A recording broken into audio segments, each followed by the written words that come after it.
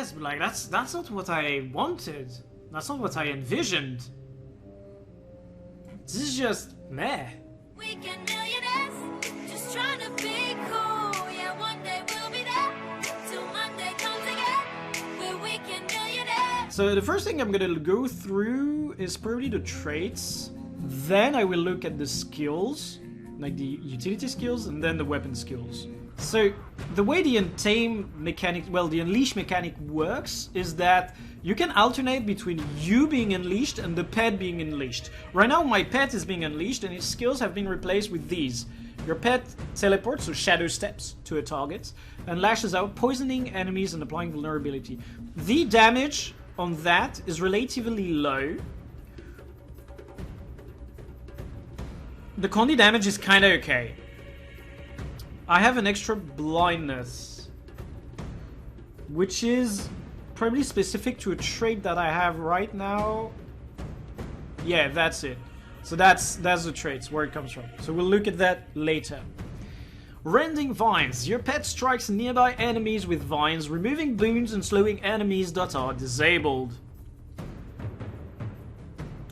So it applies vulnerability to enemies that are disabled, slow to enemies that are disabled.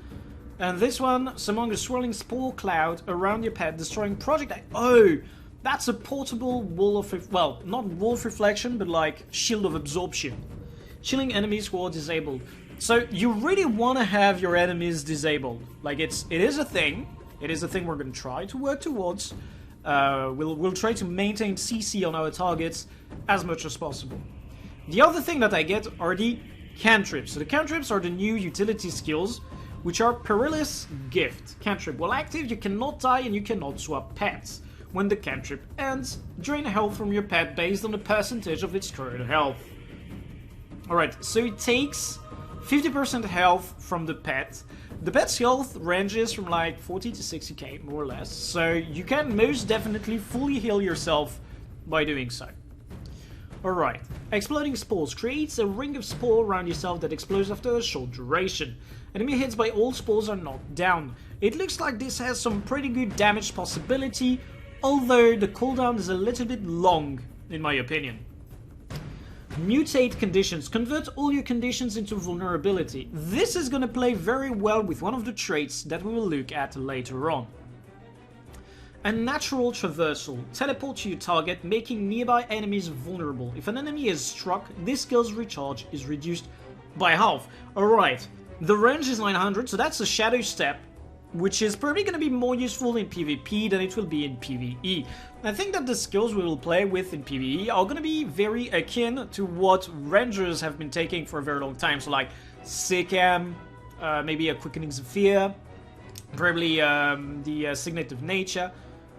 Well, no, Signet of the Wild for the ferocity view in your pet. So there's this that it will take. Alright.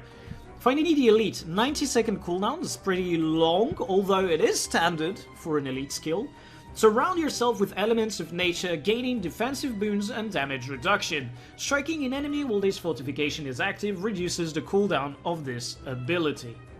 So, we get strong defensive boons for like 12 seconds. I wish it would be longer, but that's okay. Striking an enemy while the fortification is active reduces the cooldown of this ability. Recharge time reduced 1 second. So each time you strike an enemy, you reduce the cooldown by 1 second. I get the feeling that this can be abused. It depends if there is an internal cooldown, right?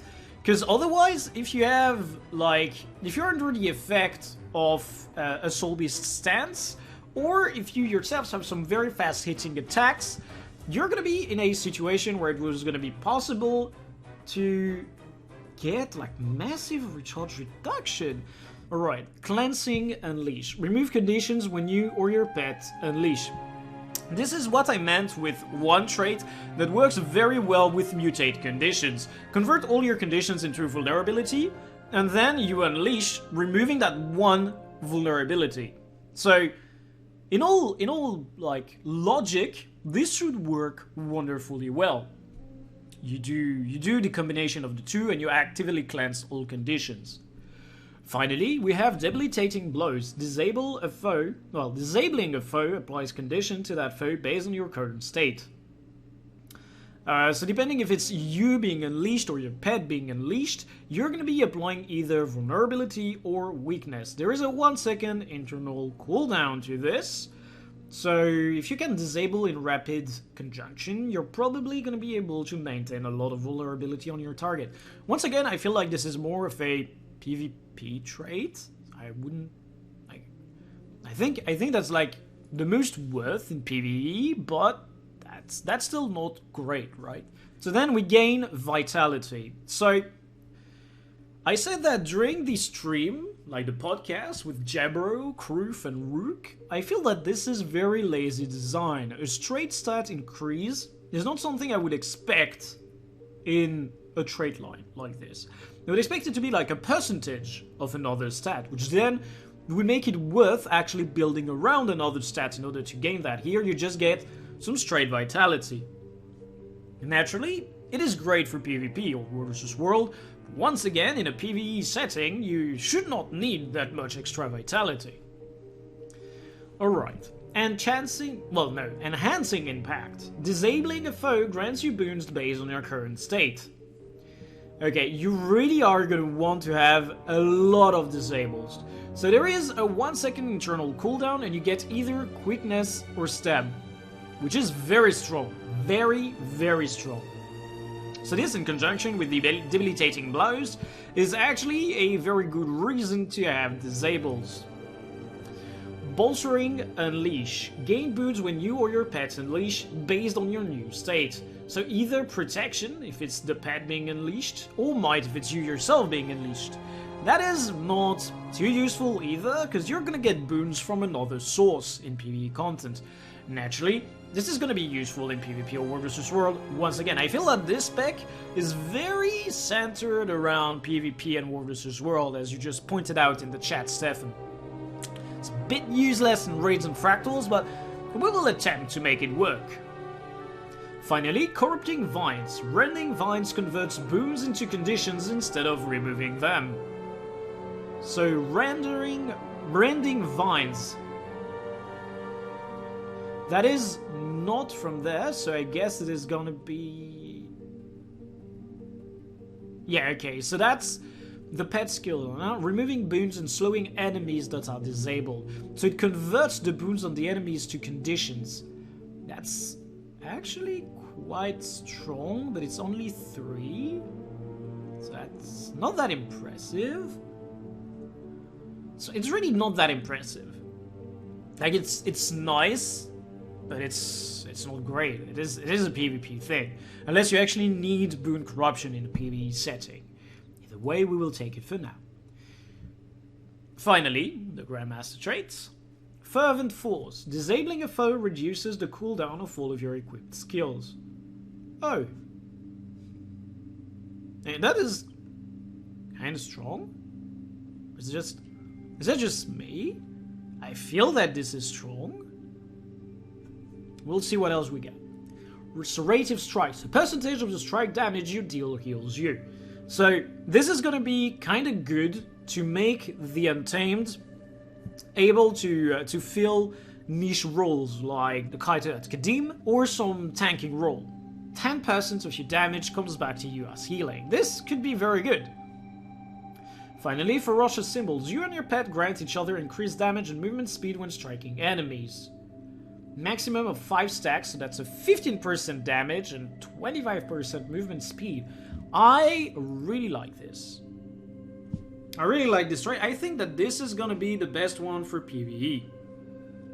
Naturally, in PvP, you would probably want to take the first one that we see over here to disable the cooldown for your equipped skills. So that looks like it for this part. Then if we look at the weapon skills, we have a Hammer Chain that apparently has quite a bit of power damage. It's not too slow, half a second. Strike nearby enemies, inflicting cripple. This doesn't look too great. This looks like a pretty basic skill. Alright. Quickly strike the ground, dazing nearby enemies. If this strikes an enemy, follow up with a leaping strike that dazes enemies again.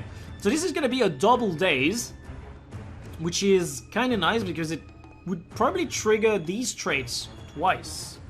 So keeping that in mind. Savage Shockwave. Smash the ground, creating 3 expanding shockwaves that apply conditions. So 3 hits of 391 damage. We'll have to see how much damage that does. Finally, Thump. Slap the ground with your hammer, knocking down nearby enemies. Good damage. A 2-second knockdown. Plays into our other traits. That's kind of good. We'll keep that around. And now we're gonna unleash ourselves to see what's up. Oh, we can't stow the pet anymore? Oh, so you stow from here now. Okay, interesting. Okay, so let's swap the effect around, and I am the unleashed one now. So the auto attack chain does not change apparently. The damage is the same. The casting times are the same, so it doesn't change. Unleashed Wild Swing. Strike nearby enemies, inflicting damage. Deals increased damage to disabled enemies. 20% damage increase, that's kind of strong. NGL. An Unleashed Overbearing Smash. Quickly strike the ground, blinding nearby enemies. A Leaping Strike that removes boons as a follow-up. It's pretty nice. 2 boons removed. See, this is once again very strong in a PvP setting, but not in a PvE one. Unleashed Savage Shockwave. Smash the ground, creating 3 shockwaves that deal damage. Deal increased damage to disable enemies and enemies with oh, nice. Damage increase per condition. 2%? That's kind of big. Could really make that strong, eh? Slam the ground with your hammer, gaining boons for each target struck. Might and Fury. This is a very powerful thing for solo play. Not so much outside of it. So the way I see it is that you would want to disable an enemy with like number 3 skill here, for example, and then swap to Unleash to land the big damage. Something along these lines looks like it would be the plan, at least to me. So right now we're gonna test what I wanted to test for myself, so pet avoid combat. I wanted to check Wild Swing. We did 8k with a crit. We're gonna go into pet mode. I'm gonna get it disabled, and I'm gonna try it again to see how the difference feels.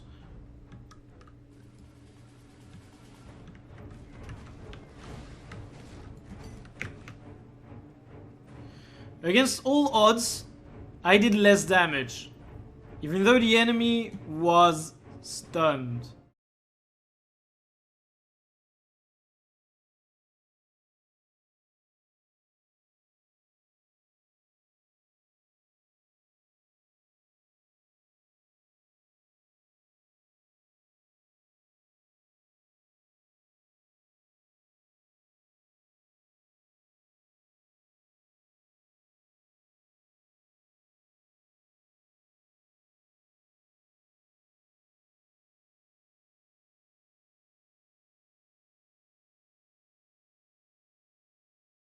I mean, I don't need to spend an hour at this to see that this is not working out.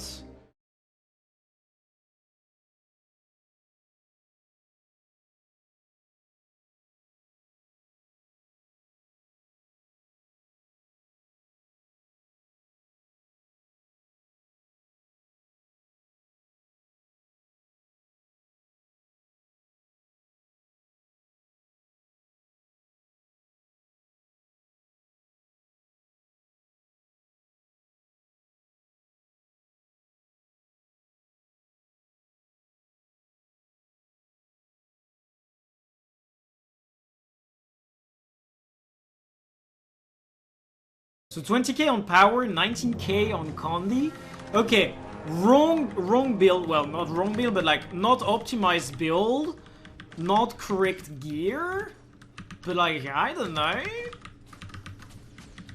I'm gonna have to wait until I see what Snowcrows makes of that. But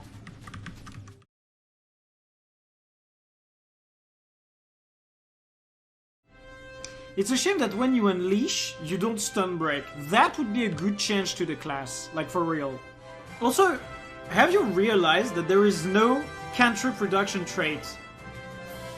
This completely annihilates me, right? There is no cantrip reduction trait. It's like this is an early concept of an elite specialization. This should never make release. If I were to make a change right now to the class, the first thing I would say is make hammer usable. Right now, what it does is very slow CC and very little damage. Sure, it cleaves, but in my opinion, it should bring more than just that. We've had slews of classes that actually have boons on their weapon skills, or have the ability to bring a little bit more than just, oh, you're doing damage and it's a cleave, right? So the first thing I would do is change that to make hammer into a weapon you want to use. Second thing I would do, trait-wise, I would merge debilitating blows and blighting outbursts.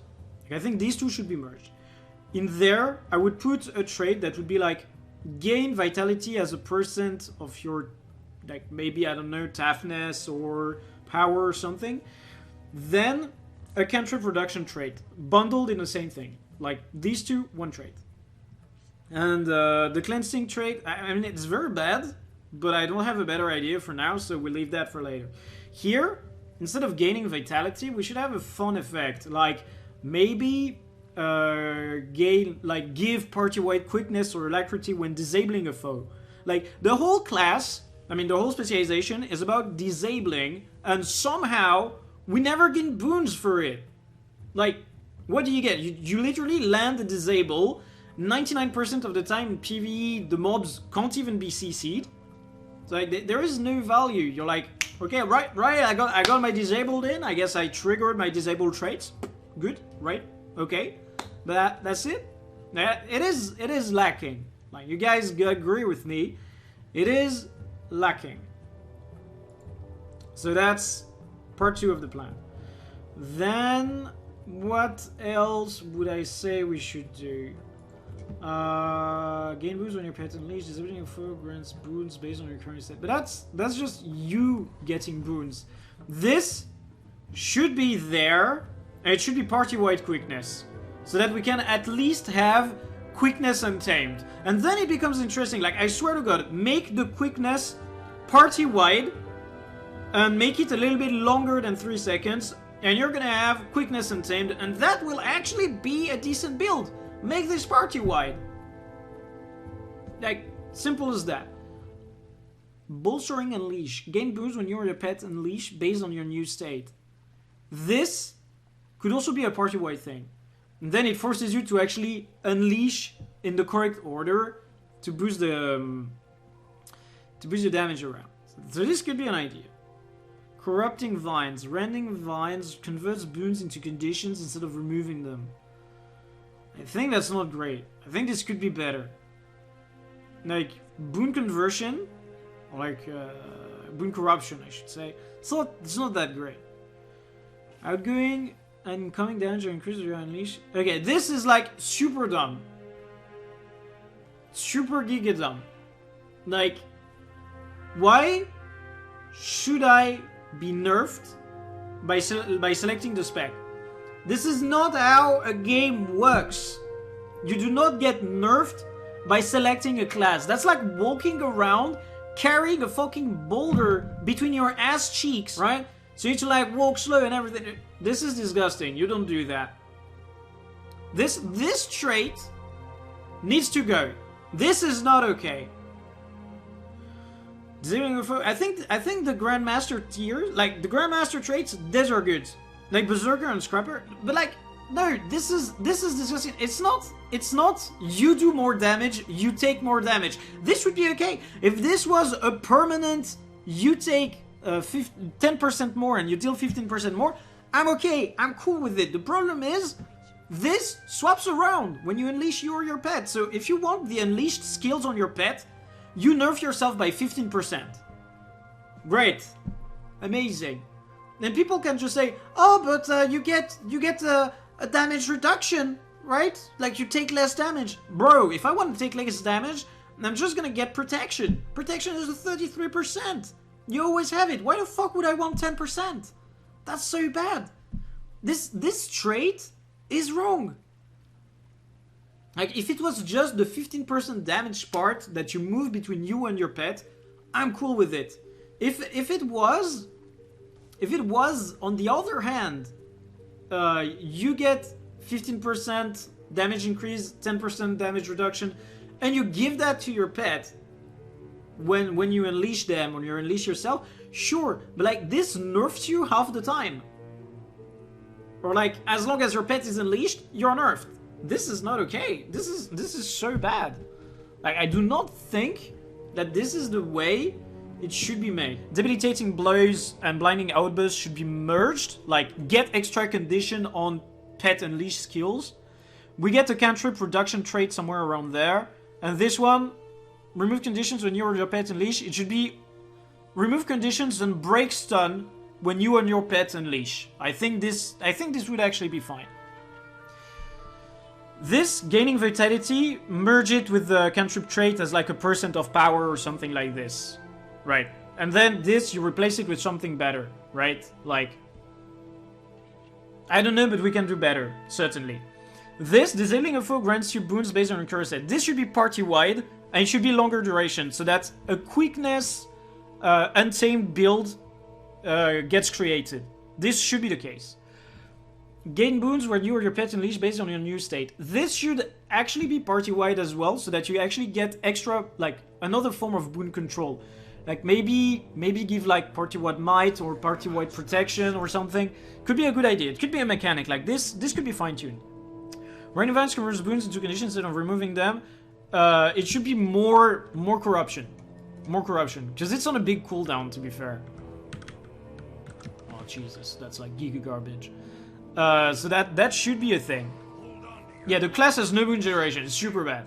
And then for the elites, I think they're really, I mean, the Grandmaster traits, I think they're really okay. And this, the Vow of the Untamed, needs to be changed. Like, right now, that trait just says, I nerf myself when I give a minor buff to my pet. And I think this is really not okay. Beast abilities, taunt foes. Wait, that's not counted as a beast ability? Come on! Oh, what the fuck?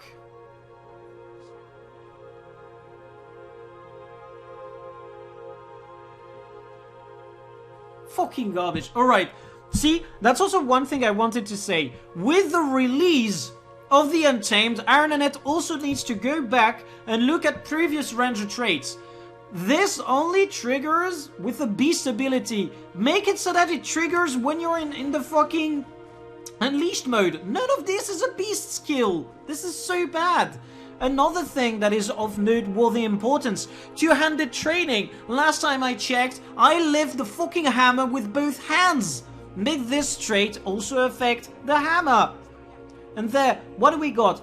You and your pet gain quickness and super speed when you swap pets. This should also trigger when you unleash. And then it becomes good, right? Then it suddenly becomes good. Right? This could be so simple. This could be so great. Ah, jeez. Here I'm getting worked up. I want to fix this class. Like, this class has so much potential. It could be so good, and somehow it really isn't. It really is not at the moment. It really is not. We can make this class beautiful. We can make it great.